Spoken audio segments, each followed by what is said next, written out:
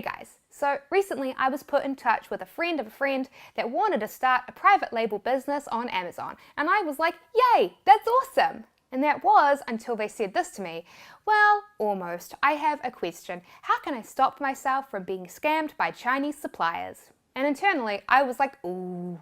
And they were like, so you see, I've been reading online about how people are getting scammed by suppliers on Alibaba. I really want to start this business, I promise I do, but I don't want to start it until I've read more about how to avoid getting scammed. To be honest, I do find it a little bit frustrating when people come to me worried about this. And in this video, I'm going to explain why I find it frustrating and also give you some tips on how you can avoid this happening to you.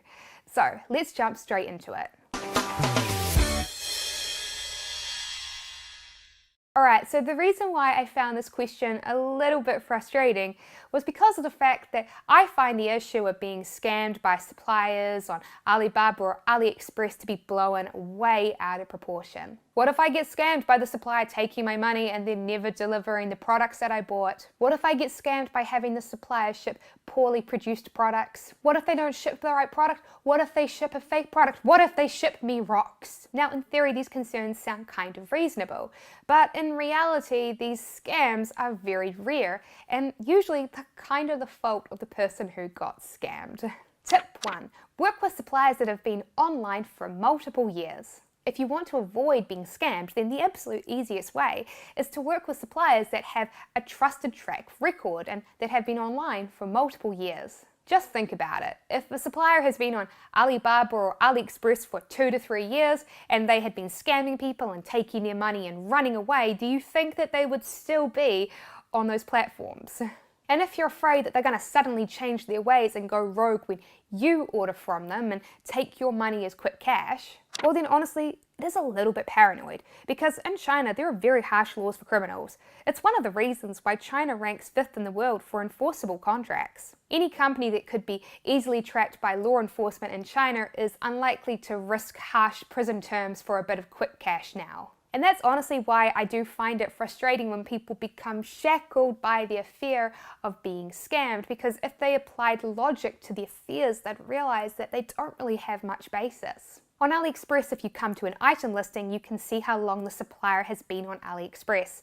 Because you're ordering items individually, not in bulk, working with suppliers that have been on the site for 2+ years is usually more than enough to safeguard yourself. If you're working with suppliers on Alibaba though, then the chances are you are doing a much bigger order, and with large-scale orders it makes sense to be more safe. In that case then, a smart idea is to only work with suppliers that have been gold for 3+ years. That means that they have purchased a gold subscription for that many years in a row. A gold subscription costs thousands of dollars each year to maintain, so a scam company is not going to have been paying that for 3+ years. Tip 2. Be wary of suspicious payment methods. If you're concerned with being actually scammed, then the biggest red flag is if they ask you to pay in a suspicious way. If you're purchasing items from AliExpress, then in the beginning just stick to purchasing items from AliExpress and using their checkout system. In time though, as your dropshipping business grows, you will very likely move to a system where you actually order items off the site, and this is entirely normal. This is called CSV dropshipping. What you do is you download all your orders from your Shopify store into a CSV file. You then send that file to the dropshipper and they will fulfill all of the orders for you so that you don't have to come in and buy each individual item for each customer. When you do this, you'll be paying for your items off of AliExpress, and as long as they are not asking you to do this with Western Union, then this is absolutely fine. However, you don't need to worry about this type of order fulfillment until you have built up a relationship with your supplier. In the meantime, stick to just ordering items from AliExpress. And my advice for you is that if you are purchasing items in bulk from an Alibaba supplier, perhaps for Amazon, that you do not send money to a bank that is located outside of mainland China. This is where the scams happen. Instead, stick to using PayPal, or with bank wire transfers that are going to a bank located in mainland China. Do not send to Hong Kong, and if a supplier asks you to send a Western Union, do not work with them. Western Unions are the payment method of scammers. Why? Well, because while Western Union does track the payout locations, these records are only ever going to be obtained with a subpoena. And for small-scale international fraud, that's not going to happen. Do not ever pay with Western Union. Tip 3. Protect yourself against faulty products. When you're purchasing items from China, quality control issues are unfortunately going to be an unavoidable part of the business. And this isn't them scamming you. Even the best manufacturers have quality control issues. It's just part of the manufacturing process. So let's start out by looking at how you can protect yourself from this when dropshipping with AliExpress. With AliExpress, you are protected with a refund policy, but it's not usually the lost money that you spent on purchasing the item that is the real issue here. Instead, the real problem here is your customer getting upset that you or your dropshipper sent them a faulty item in the first place. So the best thing that you want to do is to try and avoid this happening at all. So safeguard yourself by only working with suppliers that have a proven track record of shipping out the items that you're selling in good condition.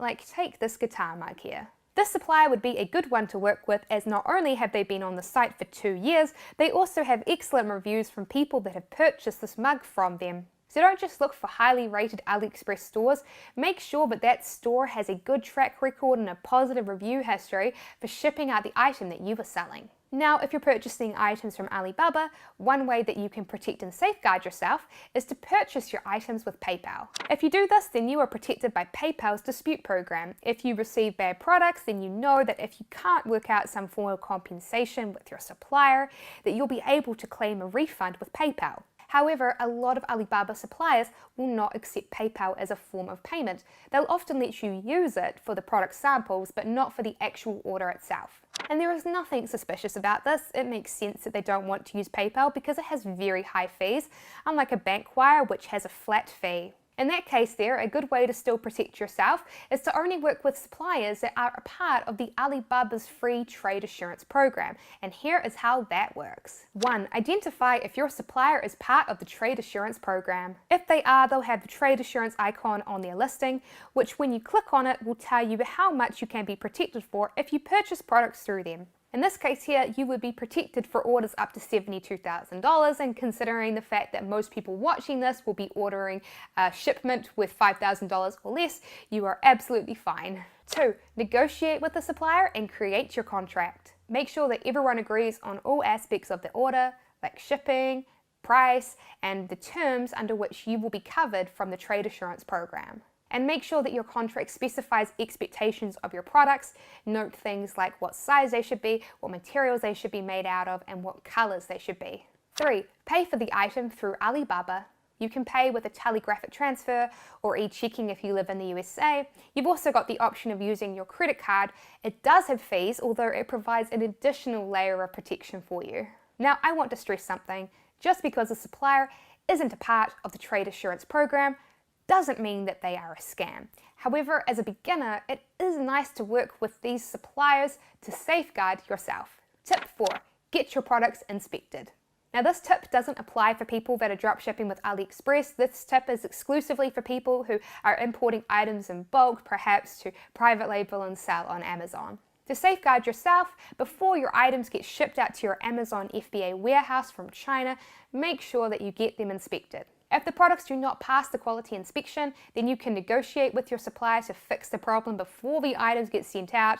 Or worst case scenario, if you cannot come to a resolution, you can file a dispute with PayPal or with Alibaba's trade assurance program. Alibaba offers a service that lets you organize an inspector through them. It costs around $200 and it's well worth it. You occasionally hear stories of people who apparently spent tens of thousands of dollars on an order only to have it arrive and to find rocks inside their packages. Well, those people were pretty stupid, weren't they? If they had just worked with the supplier that was part of the trade assurance program and they'd had their products inspected before shipped out, then they wouldn't have had this problem, would they? The vast majority of time, the people who get scammed are those that chose to work with unproven suppliers because of the fact that they were offering them lower prices.